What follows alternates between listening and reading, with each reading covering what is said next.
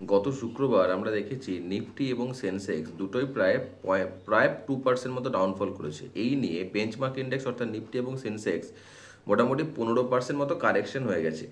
তো আমি জেনে শুনে এই কারেকশন কথাটা বললাম, তার কারণ হচ্ছে যে আমার মনে হয় যে একটা লেভেলের পর, আমি আগের দিন একটা ভিডিও করে বলেছিলাম যে 21,800 এই লেভেলটার নিচে হয়তো মার্কেট আর যাবে না। তো আমি আজকে ওভারঅল আলোচনা করব এই ভিডিওটার মাধ্যমে যে কেন আমার এটা মনে হয়, এবং এখানে ওয়ার্ল্ড ব্যাংকের একটা একটা রিপোর্ট আমি পড়ছিলাম কালকেই।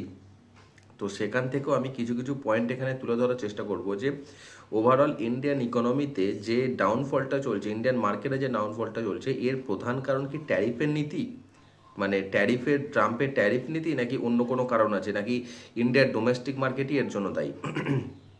যদি এখানে ডিটেলসে ডিসকাস করতে হয়, তাহলে ট্রাম্পের ট্যারিফ নীতি ডেফিনেটলি ওয়ার্ল্ড ওয়াইড একটা আনসার্টেনিটি তৈরি করেছে যে কার ওপর কি ট্যারিফ চাপিয়ে দেবে, কার ওপর কি ট্যারিফ যাবে। মানে একটা তুগলকি সিস্টেম তৈরি হয়েছে এখনও পর্যন্ত ট্রাম্পের ট্যারিফ নীতির ফলে।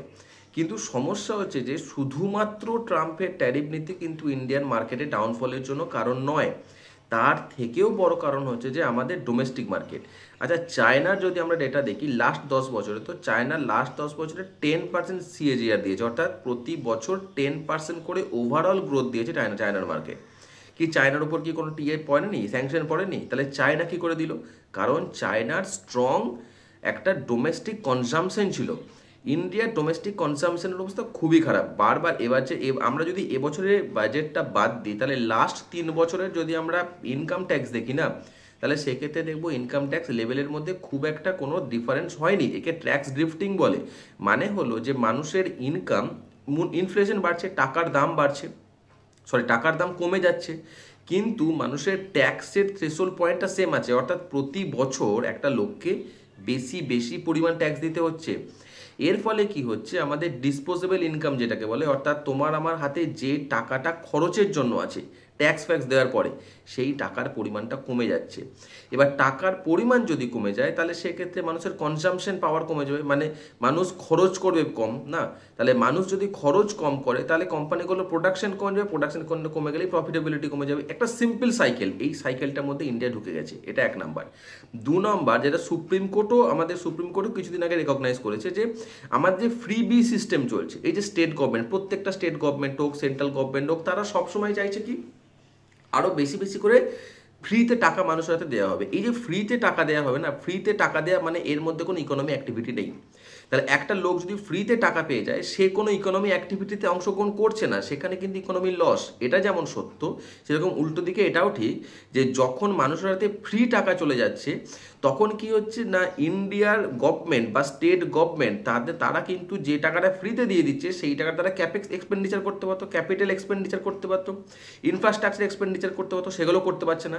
যার ফলে ওভারঅল মার্কেট, ওভারঅল ইন্ডিয়ান ইকোনমিসে স্লো ডাউন আসছে।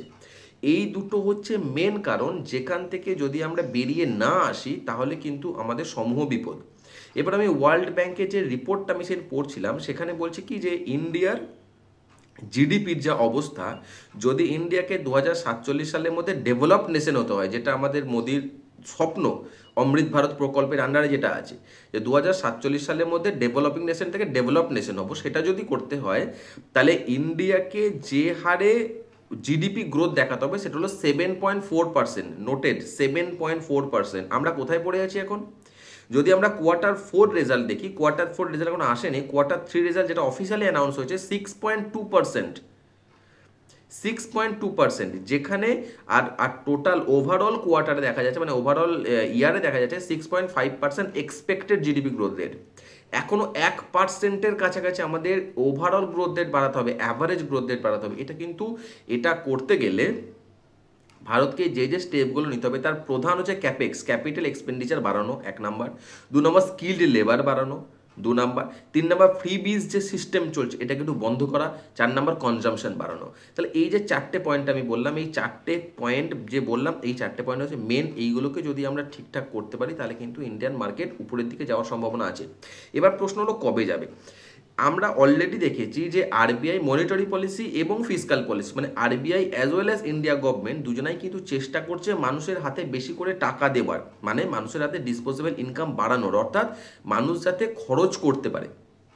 যেটা ট্যাক্স রিডিউসের মাধ্যমে করা হয়েছে, এবং আরবিআই চাইছে যে মানুষের হাতে টাকা কীভাবে দিতে, যাতে ব্যাঙ্কগুলো বেশি, ব্যাংকের লিকুইডিটি যে ক্রাঞ্চ তৈরি হয়েছিল না, সেটা যাতে রিডিউস করে যায়, যার ফলে মানুষের হাতে বেশি পরিমাণে টাকা আসে এবং মানুষ লোন বেশি পরিমাণে নেয়, ঠিক আছে। এবং যে যেগুলো কি বলে ওগুলোকে, যেগুলো মানে যে লোনগুলোর উপরে না গভর্নমেন্টের কন্ট্রোল নেই, সেই ধরনের লোনগুলো, গোষ্ঠী ফোষ্ঠী এই ধরনের যে লোনগুলো হয়, এইগুলো থেকে একটুখানি সরিয়ে আনা, যার ফলে মানুষ ঠিকঠাক পার্সেন্টেজে ঠিকঠাক লোন নিতে পারে, যার ফলে মানুষ এই লোনটা খরচ করতে পারে, বিশেষ করে বড় বড় খরচ, যেমন বাড়ি কেনা, গাড়ি কেনা, এই সমস্ত কিছু খরচ করতে পারে, ঠিক আছে। এইগুলো যদি করা হয় তাহলে ইকোনমি অ্যাক্টিভিটি বাড়বে। তো India government as well as state government এবং আরবিআই সবাই চেষ্টা করছে যে মানুষের হাতে টাকা পয়সা বাড়ানো, এবং এর এফেক্টটা পড়তে পড়তে আমার মনে হয় যে এই যে ফাইন্যান্সিয়াল ইয়ার স্টার্ট হতে যাচ্ছে মার্চ থেকে, ফার্স্ট এপ্রিল থেকে, সেই ফাইন্যান্সিয়াল ইয়ারে Q2 পর্যন্ত লাগবে, অর্থাৎ এপ্রিল মে জুন বা first quarter, July August September,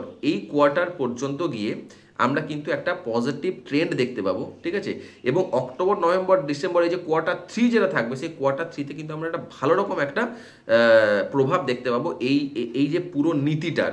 তো এরপরে আমার আর একটা ব্যাপার যেটা, সেটা হচ্ছে যে আমি বললাম যে প্রথমে যে মার্কেটে আস্তে আস্তে বটম তৈরি করার দিকে যাচ্ছে, তার কারণ হচ্ছে যে 21,800 যে লেভেলটা আছে না, সেই 21,800 লেভেলটা প্রচণ্ড স্ট্রং, এক নম্বর পয়েন্ট।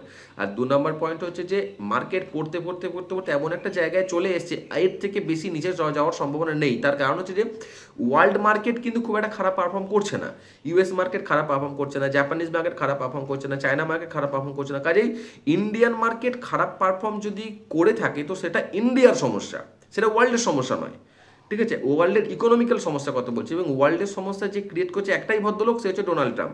এবার তার এই যে সেটেলমেন্ট, এই যে বার্গেনিং চলছে না তার ট্যারিফ নিয়ে, এই সেটেলমেন্ট হয়ে যাবে কিছুদিনের মধ্যে, 1-1.5 মাসের মধ্যে সেটেলমেন্ট হয়ে যাবে। তো আমার মনে হয় কি যে মার্কেট একটা পজিশনে গিয়ে 21,800 লেভেলটা টাচ করে মার্কেট একটা বাউন্স ব্যাক দেবে, কিন্তু বাউন্স ব্যাকটা কখনোই ভি শেপ বাউন্স ব্যাক হবে না, ওটা কিন্তু কনসোলিডেশন ফেজে যেতে পারে 2 থেকে 3 মাসের জন্য, দেন কিন্তু আমরা আস্তে আস্তে একটা উপরের দিকে ট্রেন্ড দেখলেও দেখতে পারি।